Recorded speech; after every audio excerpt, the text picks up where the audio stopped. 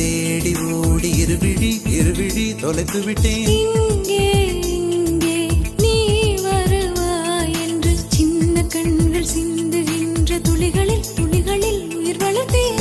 தொலைந்த என் கண்களை பார்த்த